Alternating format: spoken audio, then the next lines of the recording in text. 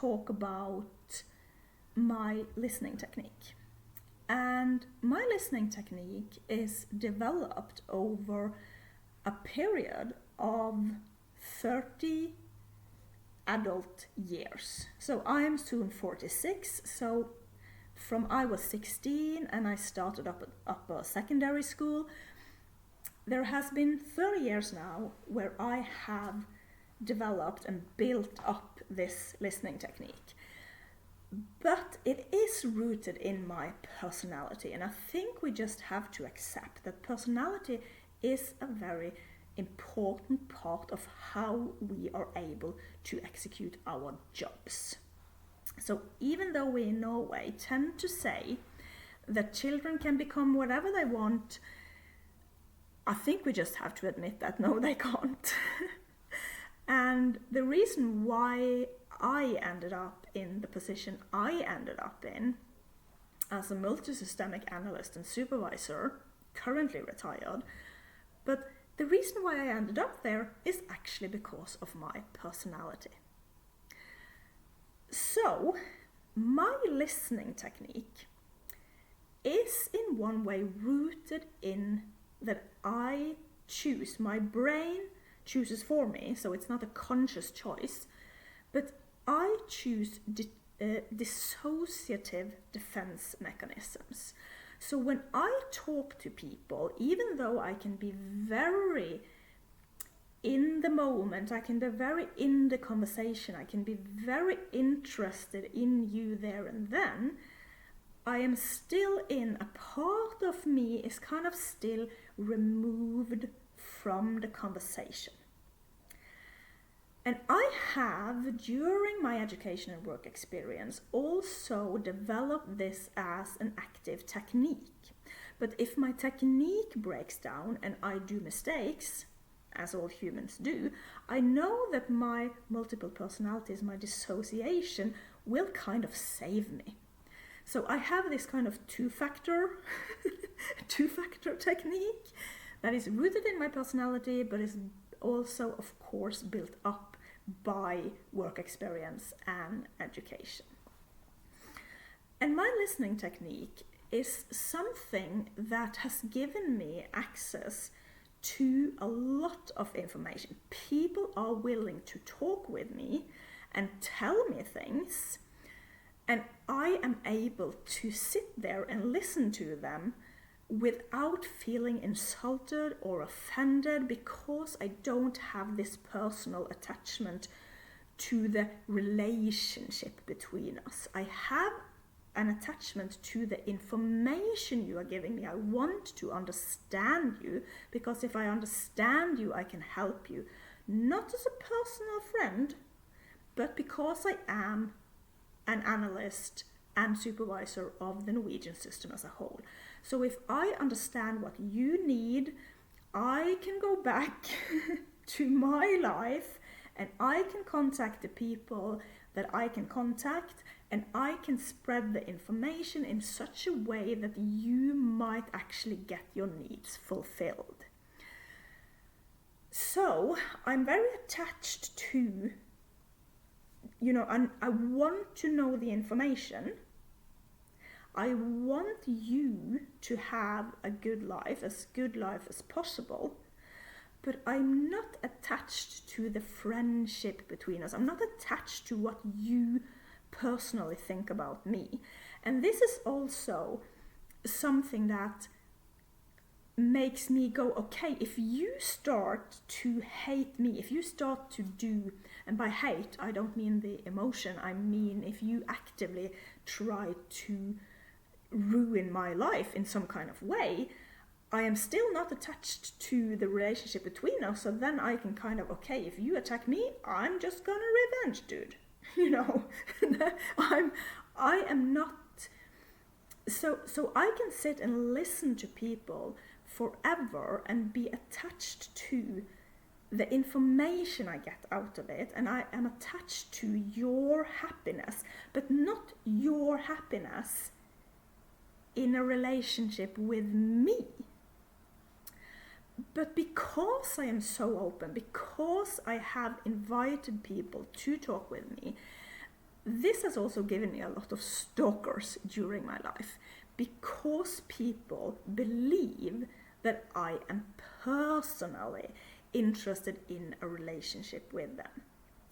But if I were personally interested in a relationship with all the people I have talked with during my life, I could not have listened to them in that way. In my previous video, I talked about this guy I met who told me very strong opinions about the school system. And when I talked with him, I employed this technique that I listened to him, and I wanted to hear, I wanted the data he was giving me, I wanted to know what he was thinking about the Norwegian school system.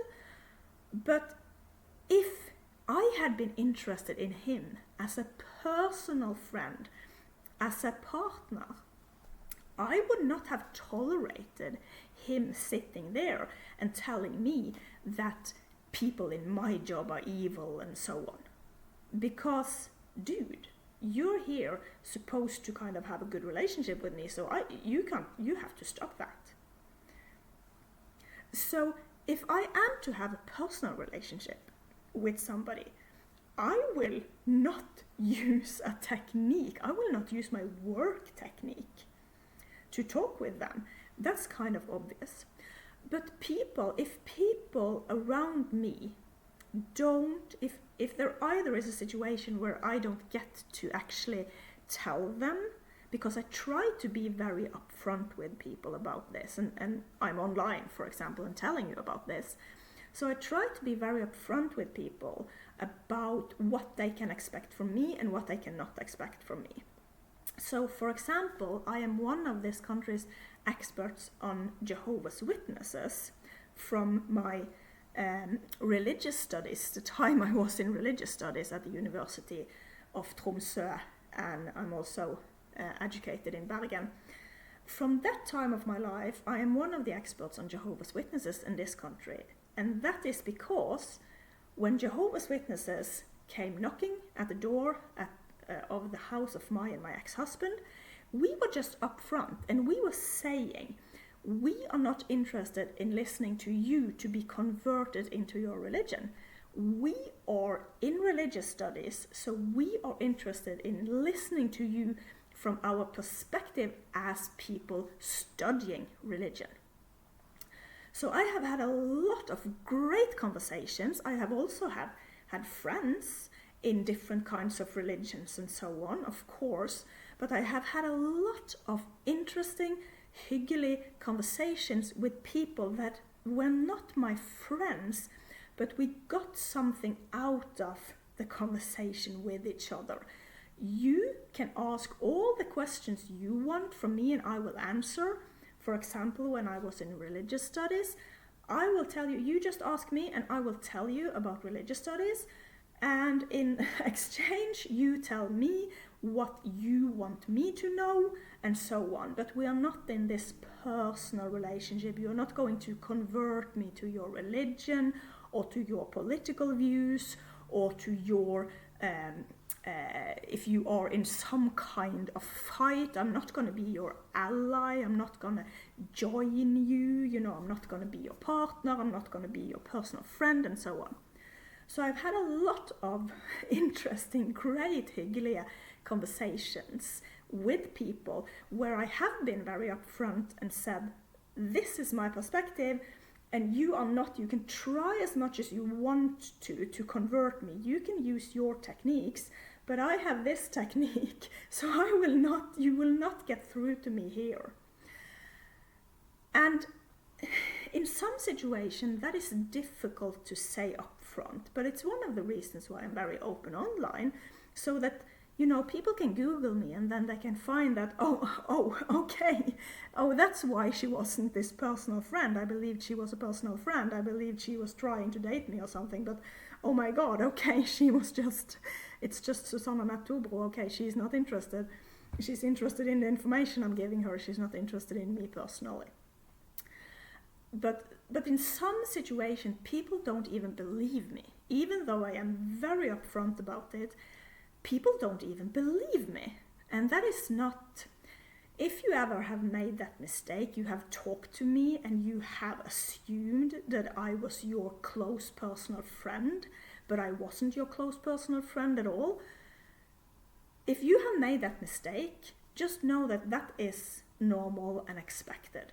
Because we are in Norway, almost all citizens of Norway are actually, we have this thinking where we assume that we will be able to convince other people to live our ways. You know, we have a lot of volunteer work in Norway. People are in different kinds of organizations, and it can be political organizations, it can be religious organizations, but it can also be some kind of cause.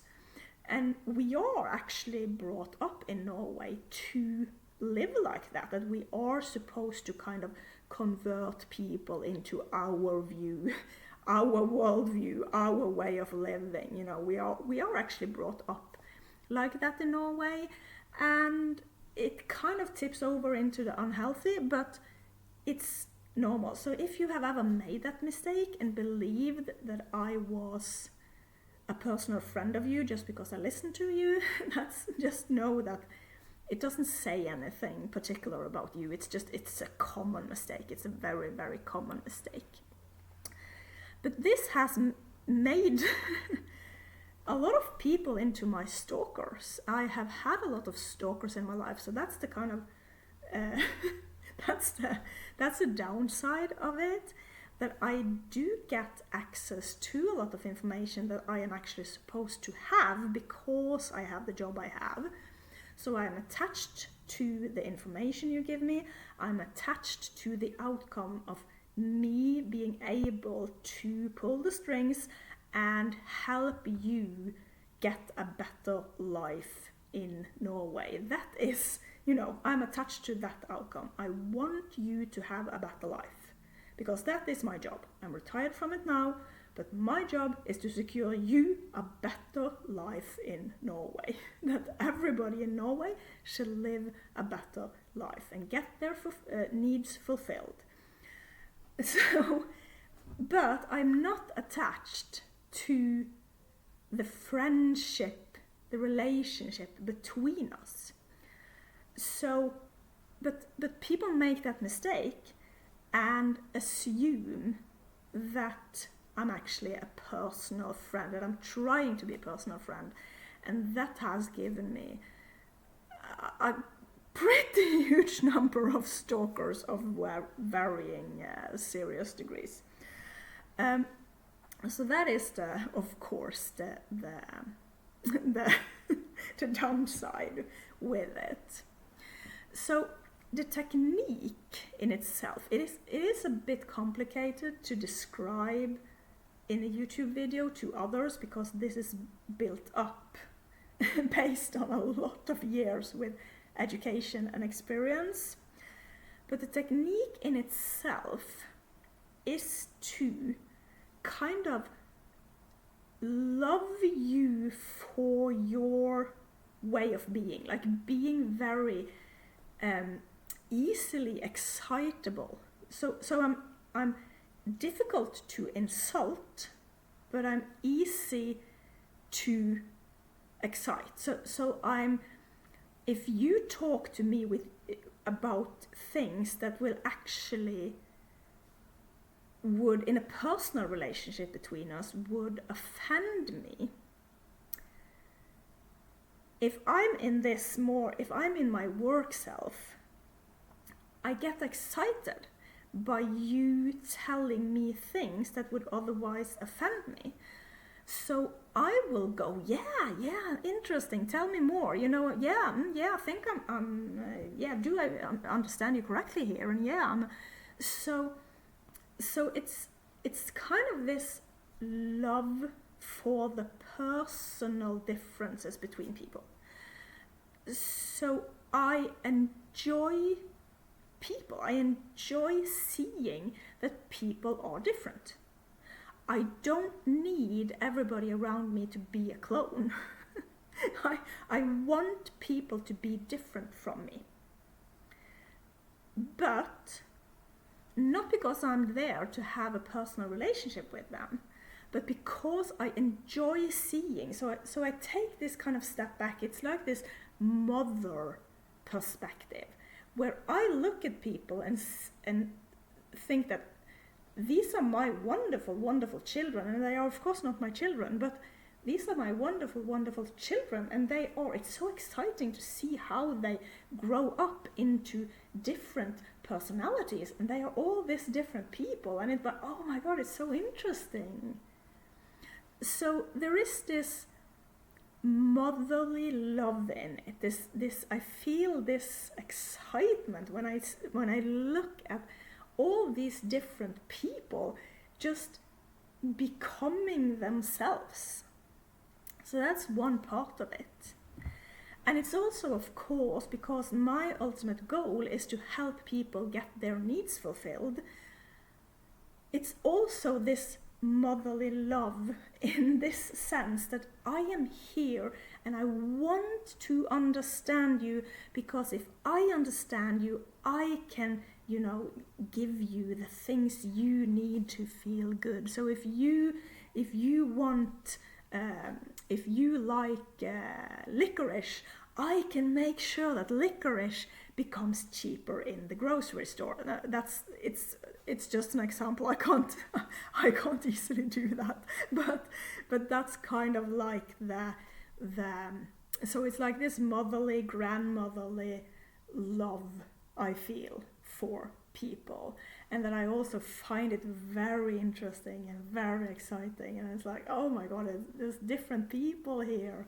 I love it, but I don't want them into my personal life, because there are a lot of people that I can appreciate from this more motherly distance, but I don't want them into my life as my actual close relationships, because that would be kind of, no, you know what, I just can't sit and listen to you talk about immigrants all day. That would be just horrible to me. You know what, shut the apple. That's not interesting to me. So the technique is, I feel, and I truly feel it, I truly feel happy when I can listen to and observe other people just be themselves and just say things and just act, just be human beings. I really feel joy. So in the previous video, I talked about this guy who was telling me about the school system and his opinions about the school system. And I was like, I remember really feeling this happiness of, you're great. You're just sitting there with no concern for whatever I am thinking, and you are just laying it out there about the school system, and I really like you. I love this. Keep going, keep talking to me, yay. But if we were to have a personal relationship, no dude, no, I don't love this. Just shut it down. So the technique is, it has a lot of joy in it. That's one thing, it has a lot of joy in it.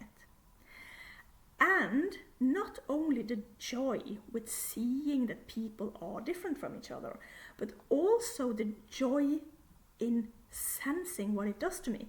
So even though I don't become insulted, I still become insulted. So if somebody insults me, and I'm like, that's a really good insult. Oh my God, you're an expert in insulting me. So I turn it like this. I appreciate and I find this joy in seeing how people manage to affect me, although they can't affect me. So it's this double, I'm removed from the effect. I feel the effect, but I'm removed from the effect. So I am insulted, and I'm thinking like, wow, that hurt. You are good at hurting other people. Wow. So I have this constant joy of everything. I can appreciate everything, even if I'm insulted. So there is this enjoyment. I have this shield here that everything is interesting to me, everything is data to me, everything is joyful to me. You know, you can do whatever you want to me and I can feel joy when you're doing it. And you can do whatever you want to and I can still feel joy and I can still appreciate you and I can still think.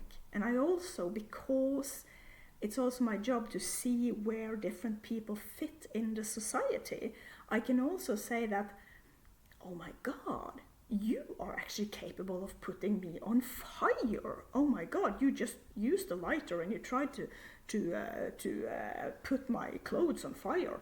Wow, you know what you could become? You could become a firefighter.